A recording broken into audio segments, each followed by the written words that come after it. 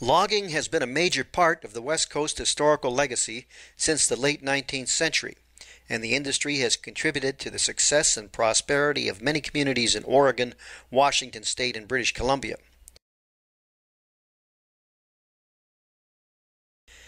At the heart of the whole operation were the legendary lumberjacks. They were men who harvested trees by cutting them down with axes or crosscut saws.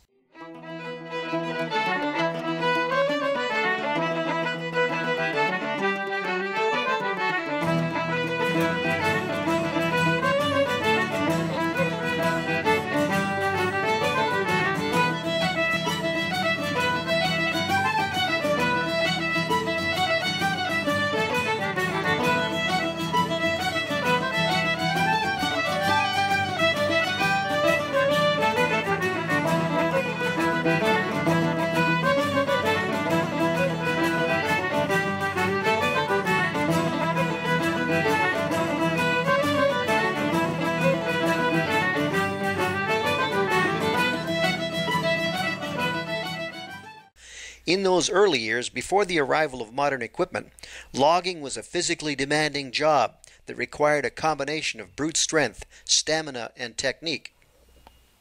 The word lumberjack is rarely used these days and has been replaced by the term faller or logger.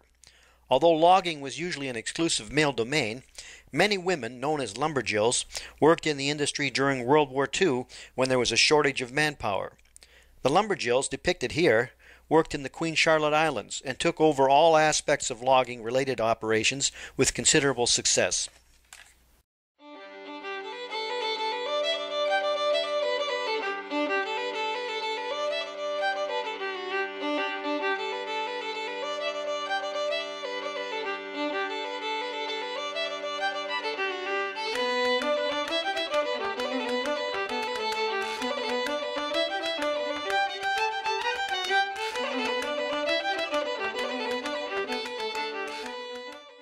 Throughout the West Coast, lumberjacks usually lived in logging camps, and in British Columbia, one of the first camps was established at Cowichan Lake on Vancouver Island in 1885.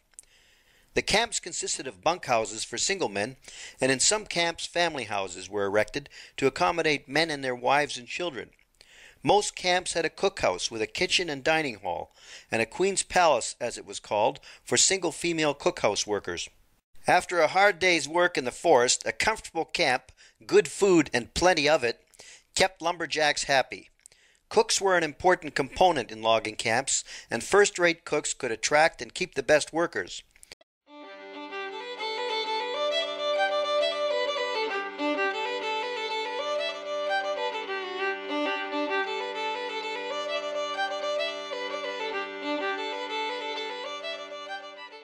Logging camps usually had a blacksmith shop where smithies repaired and manufactured equipment.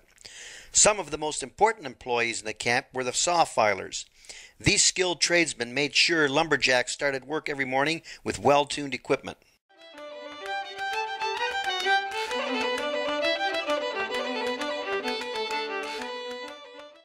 Lumber camps were usually racially segregated. The Chinese, Japanese, and Sikh workers had their own bunkhouses and cookhouses. Friendships were not unheard of between the ethnic groups, but they were rare. In some of the camps, one event that brought the workers together was Chinese New Year. This annual banquet, full of good cheer and bottles of whiskey at every table, ensured that everyone had a good time.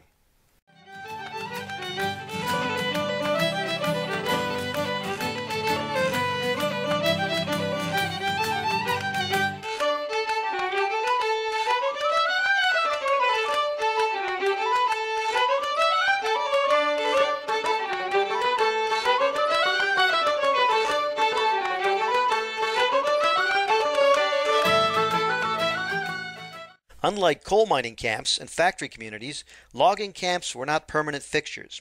When the area near the camp had been cleared of its loggable trees, the camp would be dismantled and hauled to a new location. Later, when railways arrived, each building was actually a modified rail car that remained on the tracks. Temporary walkways and steps were placed outside so that people could get in and out of the buildings. Wages were low in the logging industry, and working conditions were often dangerous, with a high rate of injuries and fatalities. One of the mottos in the woods was, "Be quick or be dead."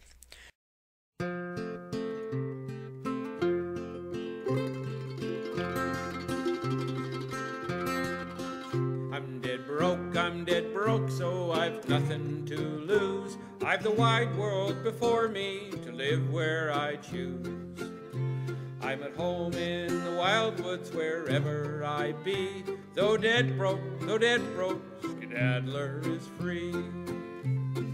While I sit by my fire and my baccy I blow, I heed not the cold winds, the frost or the snow. When I think on the past, I can't see I'm in fault. Though I worked like a horse, yet I never made my salt. When my prospects were blighted, they stopped on my jaw. And though honest at heart, I'm nowhere an outlaw. Yet though cleaned out and fizzled, I do not despair. There's a land far from this one, I soon shall be there. And if Providence leaves me my hands and my health, the skedaddler may yet win both honor and wealth. I'm dead broke, so I've nothing to lose. I've the wide world before me to live where I choose. I'm at home in the wild woods wherever I be. Though dead broke, the skedaddler is free.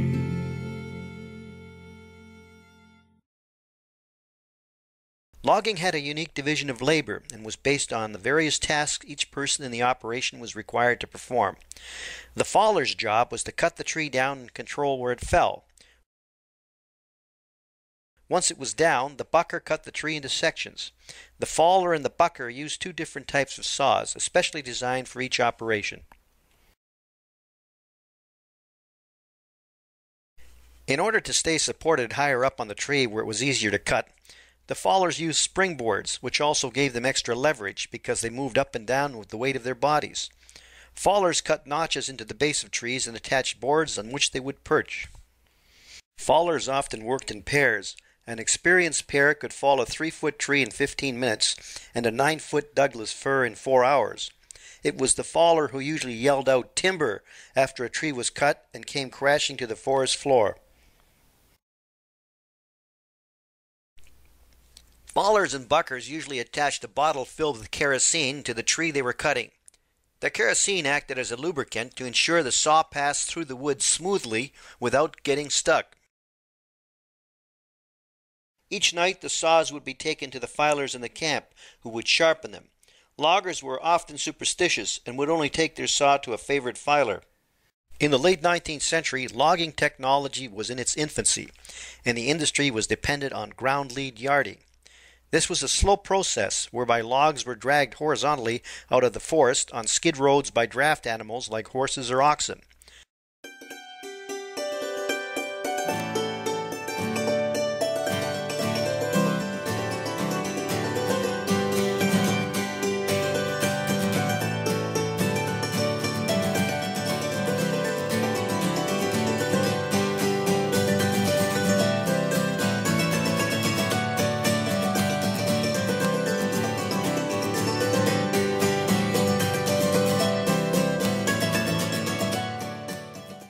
The logs were then placed in rivers or flume channels for further transportation.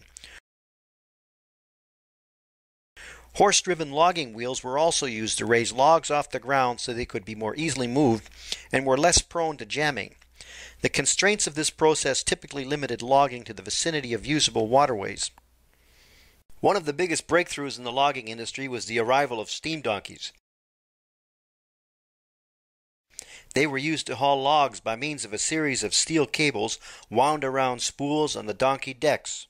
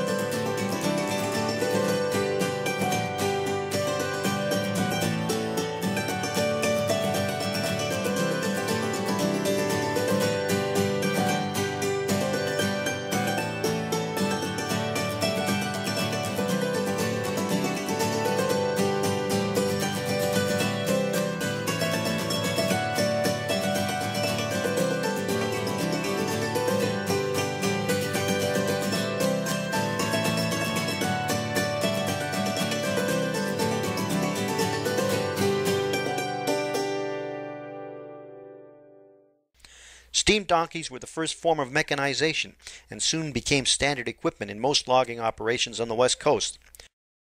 The donkeys rested on wooden skids and came in many sizes and shapes, but they were cumbersome, consisting of a boiler and steam engine. They were hauled by horses or dragged around logging sites by using their own power and a system of winches.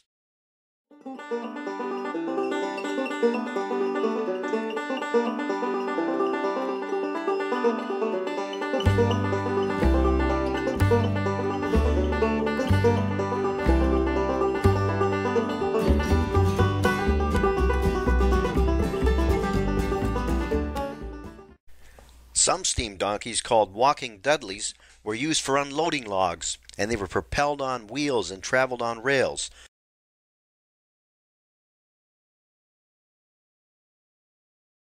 A combination that did not always have the best results.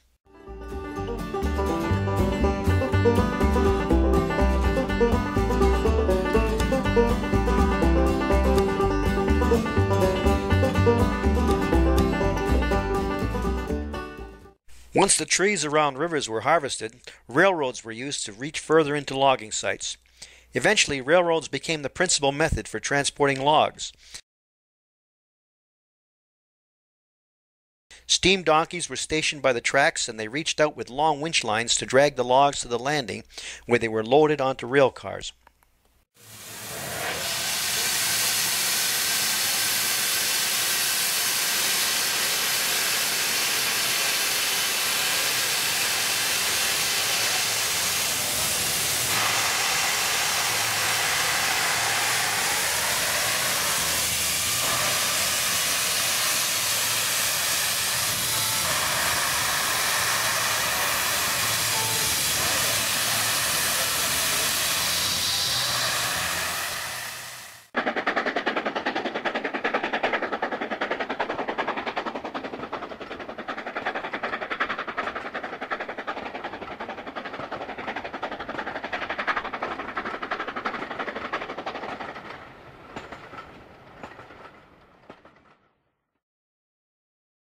Various types of steam-powered locomotives, including the Climax and Shay models, were used in logging operations. The Shay locomotive was originally invented by Ephraim Shay, but underwent many modifications over the years. It was capable of delivering equal torque directly to wheels on both sides of the engine at the same time. This overcame the dynamic force of the common rod engine, whose normal piston strokes jerk the engine side to side on each stroke, delivering excessive force to the rails, especially on the curves. The Shay was also popular because it provided power to each wheel through a crankshaft. Shay locomotives could be found throughout the West Coast because their unique gearing system provided pulling power on steeper inclines.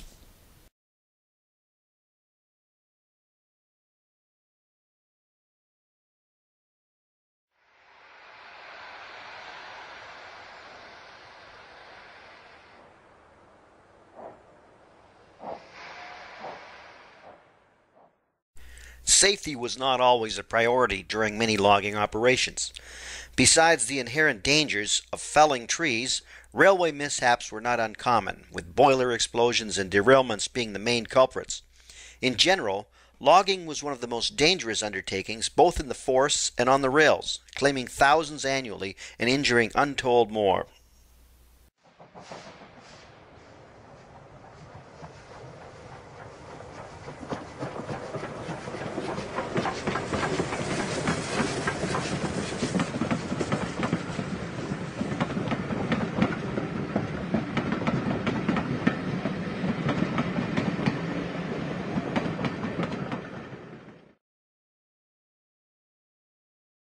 Logging has been an important part of the history of Squamish, dating back to the late 19th century.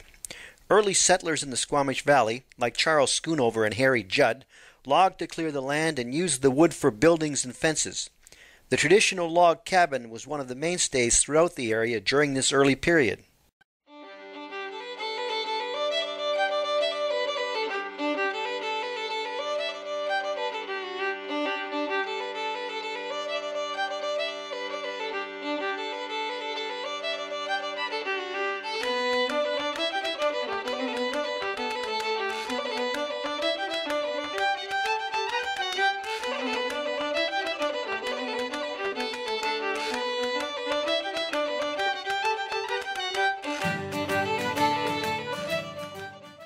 At the start of the 20th century, Squamish was slowly being transformed from a farming to a resource-based community. In 1907, the House Sound and Pemberton Valley Railway moved logs for the Norton McKinnon Logging Company near Masheter's Landing. Unfortunately, a company fire in 1913 resulted in the loss of McKinnon's business, and he left Squamish soon after. Around the same time, the Yap Timber Company began logging operations around the Chikai area and eventually hooked up with the Pacific Great Eastern Railway to haul logs. Another logging operation was undertaken by Allen and Charles Barber, who had the first steam donkey in the area. Al Barber was also partners with Chief August Jack. Al would bring the logs through Brackendale on skid roads, and then August Jack would drive them down the river and place them in booms in the Squamish Harbor. Unfortunately, the Barber brothers lost their steam donkey in a poker game, but their logging operation continued well into the 1930s.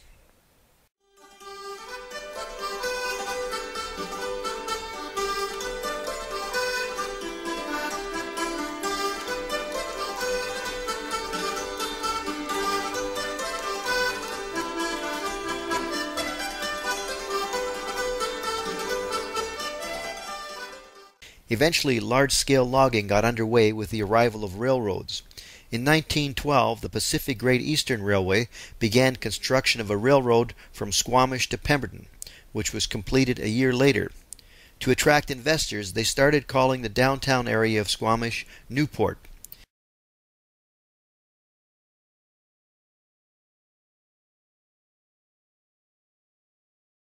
Few people liked the new name, and by 1914 it had reverted back to Squamish, derived from Squamish, a name the Squamish Nation had given the area. Brackendale pioneer Harry Judd started the first taxi service in Squamish and transported loggers to and from camps in the valley. Most of Valleycliff and the Squamish Highlands were still heavily forested in the early part of the century, and an American logging firm, Merrill and Ring, started operations in 1926 east of the Squamish River in Valleycliff.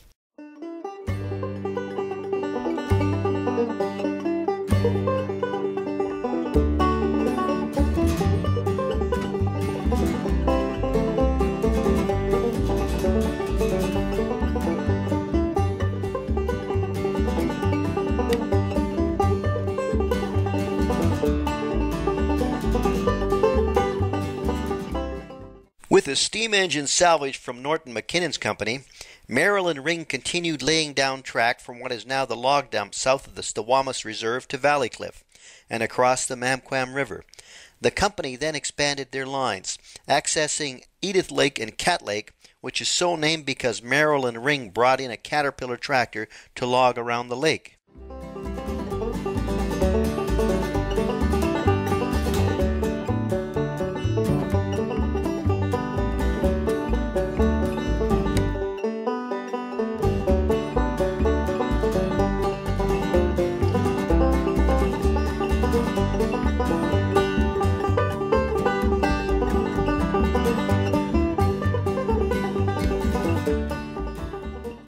Around the time of the First World War, high-lead yarding was introduced and replaced ground-lead yarding.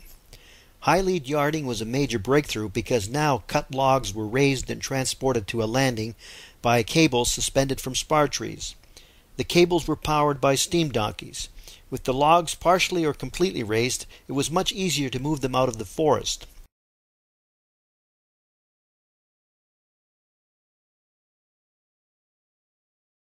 High-lead logging created a number of specialized jobs, such as whistle punk, chaser, and high rigger. The whistle punk's job was to sound a whistle as a signal to the yarder operator controlling the movement of logs in the air and on the ground, and act as a safety lookout. Whistle punks had to be alert and think fast because the safety of others depended on them. The whistle punk was often a youth, possibly a new camp member, or sometimes a disabled logger. Whistle punks jerked the whistle wire running from the logging site to the donkey in a combination of long or short blasts based on the Morse code. The high rigger, also known as a tree topper, used ropes or cables and iron climbing hooks attached to his boots to ascend a tall tree in the landing area.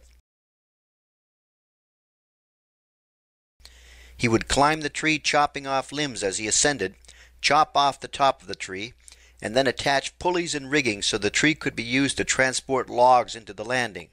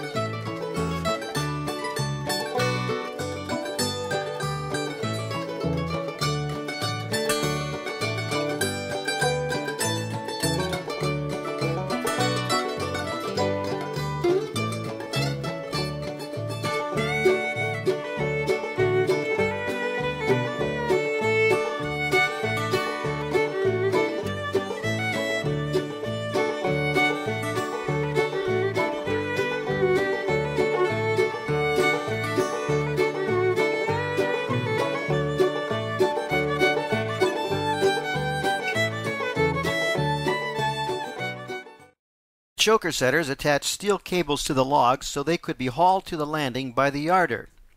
The yarder was responsible for moving the logs from the site where they were cut to a transportation point where they would be hauled away for processing.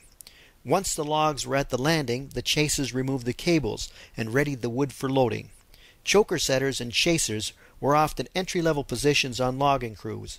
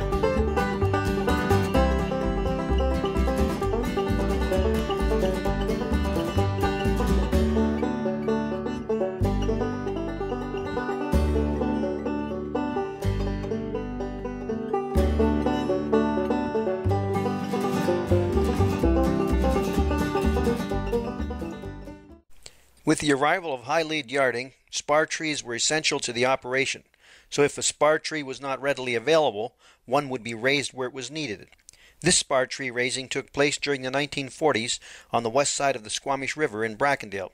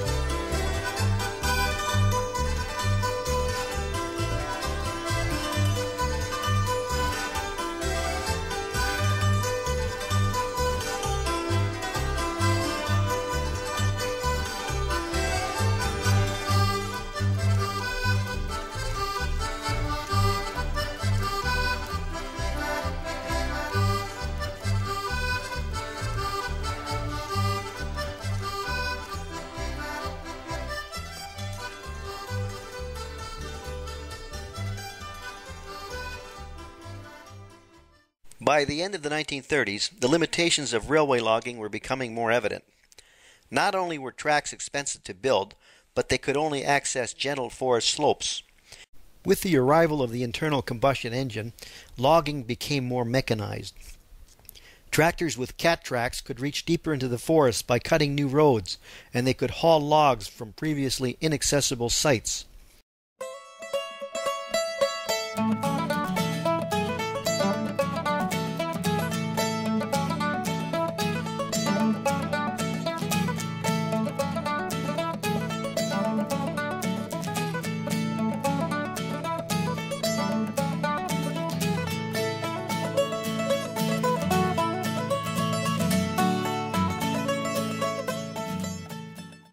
Another major breakthrough in the logging industry was the arrival of the arch.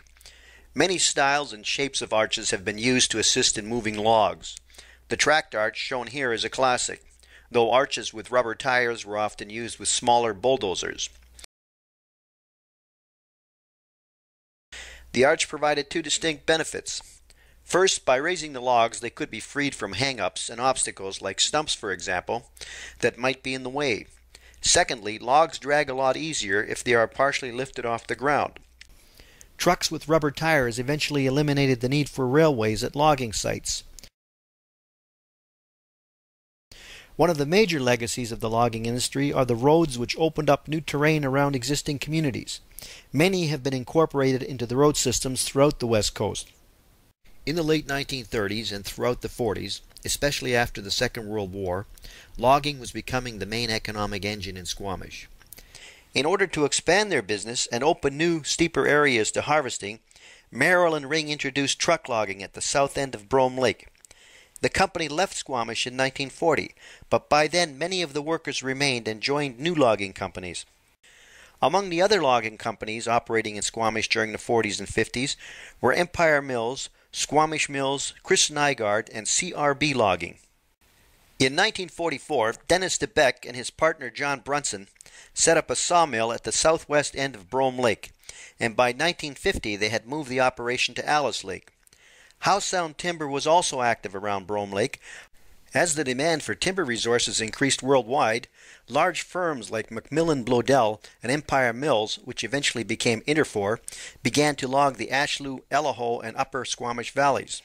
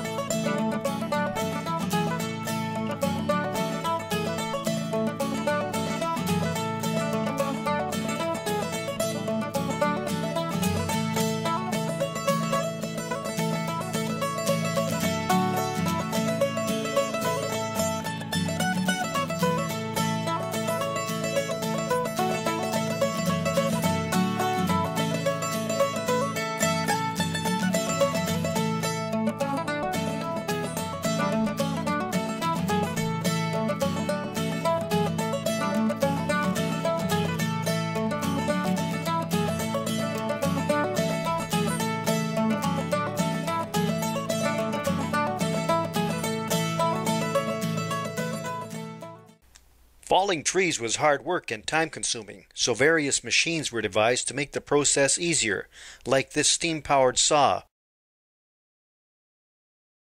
or this early gasoline-driven reciprocating saw. None of these contraptions were very effective, and they were eventually replaced by the gas-powered chainsaw. In 1929, German mechanical engineer Andreas Stiel patented the first gasoline-powered chainsaw. These devices took much of the backbreaking labor out of tree falling and made logging faster and more efficient. Another breakthrough was the chipper chain invented by Joseph Buford Cox in Portland, Oregon in 1947. His innovation greatly improved the cutting efficiency of chainsaws and reduced the amount of sharpening required. As the years passed, chainsaws went through various modifications, both in size and shape, with some proving to be more efficient than others.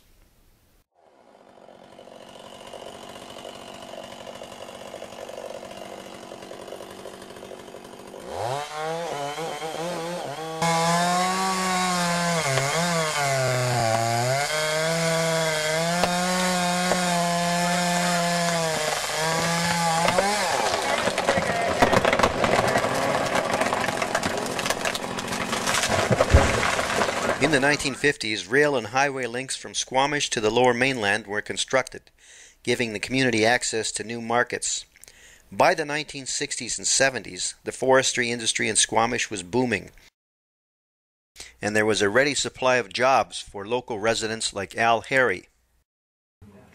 See, when I first started getting into the logging industry, I worked at the mill, and I was working as a cleanup crew, and mostly just worked on Saturdays, Friday, Saturday, and that was just for us young guys, like high school kids that wanted to work.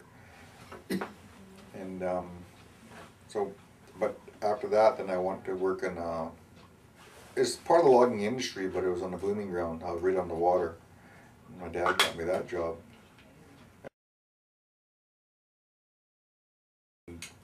Those jobs at that time, you start off the bottom, and you had to do a lot of running around, and which was good. I mean, I was in shape then, and I could run fast, and I had good balance, so I was really good on the booms.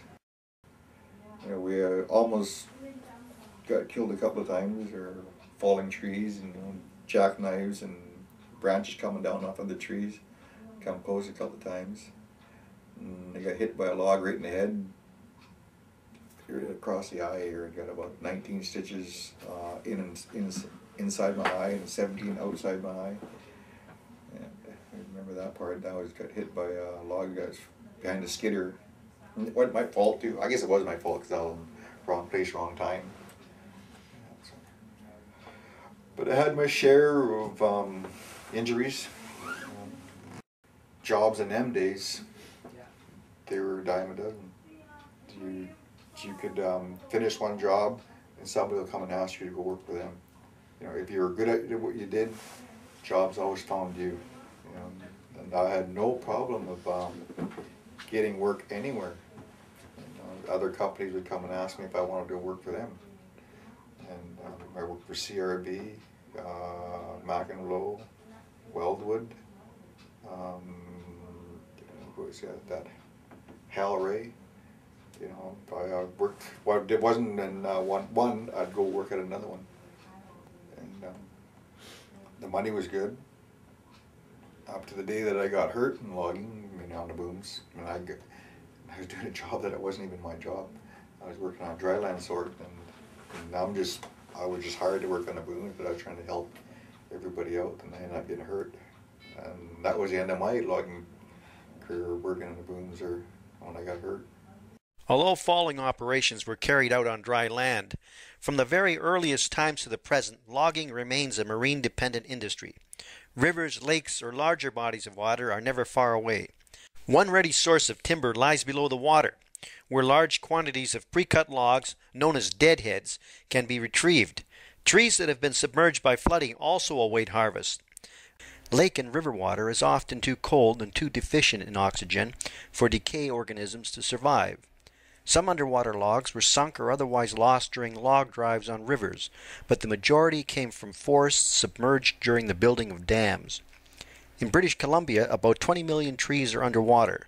To harvest these logs, Triton Logging, a BC firm, has developed the Sawfish, a remotely piloted submarine that utilizes a long electric power chainsaw. The Sawfish is 6 feet high, nearly 12 feet long, and 6 feet wide. It weighs 7,700 pounds. The craft is tethered to a cable carrying electric power, video feeds, and control circuits. The sonar system and 8 onboard video cameras allow the sub to move underwater without touching the lake floor. Staying off the bottom reduces the amount of silt that gets suspended in the water. The operator works in a control booth on a barge, directing the robot to the base of a standing tree. A hydraulically powered grapple grabs the tree, and the sub screws a large air bladder to the trunk and inflates it. After the Sawfish saws the trunk with its 40 horsepower electric chainsaw, the bladder lifts the tree to the surface. Workers then remove the bladder and the tree's limbs. In 3 hours, the Sawfish can cut 37 trees. The logs are then sent to a conventional lumber mill for processing. By the late 20th century, a variety of highly efficient forestry harvesting machines like this Feller buncher further revolutionized logging. A Feller buncher is either rubber-tired or tracked with the power plant, operator enclosure, and an articulating extendable arm onto which a felling head is attached. The felling head consists of grappling devices in either a disc saw or a chainsaw. The operator moves the machine into position in front of a tree and maneuvers the felling head to the tree trunk. The grappling devices wrap around the tree and the saw cuts the tree from the stump. The machine then takes the severed vertical tree and lowers it into a horizontal position onto a pile on the ground. With the arrival of trucks and heavy machinery, logging companies could reach farther into forests and up mountains than ever before. Logging companies operated on the land and underwater, but there were still many areas that were not easily accessible and could only be reached by helicopter. The access problem was solved in 1971 when the first heli log trial was completed by OK Lifts Limited using a Sikorsky S-58. OK Lifts Limited was a division of Okanagan Helicopters, the predecessor of Canadian Helicopters Corporation. A second successful trial was conducted in 1974. Heli4 Canada Corporation is a heli logging pioneer. In 1978, Heli4 leased a heavy-lift Boeing 107 helicopter to log mountain slopes along the inlets of British Columbia. Since that initial trial, the 107 has logged continuously with an annual production of over 200,000 cubic meters. The birth of heli logging has revolutionized the industry. It has changed logging from a ground-based operation to one that has escaped its terrestrial boundaries, and it has opened up previously inaccessible territory. Today there are in excess of 40 helicopters in British Columbia dedicated to logging operations, extracting more than 3 million cubic meters of timber annually.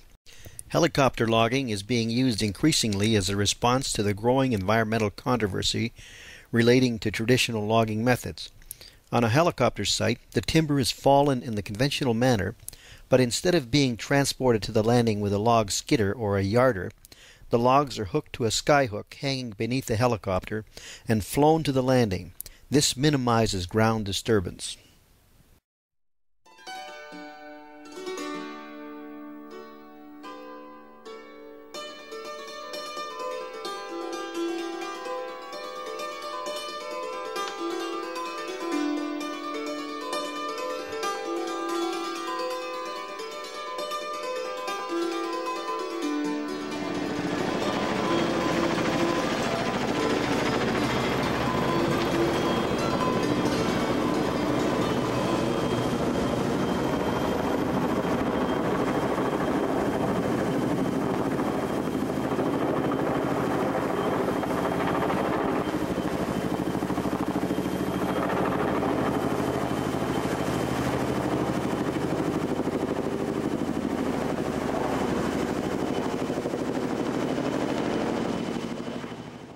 The logging industry has been under considerable pressure in the past 2 decades because of forestry practices, like clear cutting, that have been unsustainable and environmentally damaging.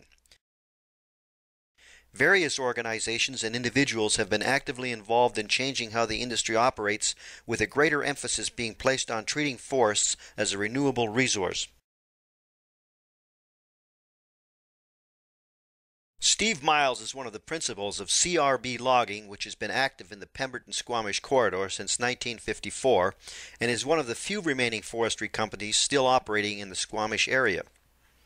I'm quite concerned these days because it seems like people don't really care much, or don't appear to care, that the forest industry survives in our area, and it is very important because it is one of the few things we have here as British Columbians that is sustainable. We practice reforestation as opposed to deforestation like other parts of the earth do. And it is one of the few things that we have as a society that should maintain our lifestyle similar to what we had in the past, and hopefully give us a stronger one in the future. But if we don't continue to practice forestry and logging and replant it, I got a feeling that we're going to have a real problem in the future with infrastructure. I believe we should definitely consider forestry as a big part of our past, a strong part of our present, and it should be a huge part of our future. And please support forestry. It is a renewable resource. It will give us our livelihood. It is still the biggest industry in British Columbia. The history of logging on the West Coast has been the story of innovation and invention, of advances in technique and equipment.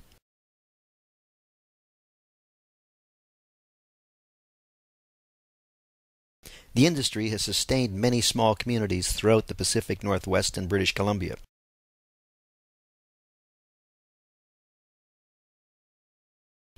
It has generated legends and vivid stories about the exploits of lumberjacks and high riggers, and it has spawned celebrations like the annual Loggers Sports Festival in Squamish. But the heart of this industry has always been the men and women who toiled in the forests, lived and worked in the logging camps, and labored in the mills. This presentation has been dedicated to their memory.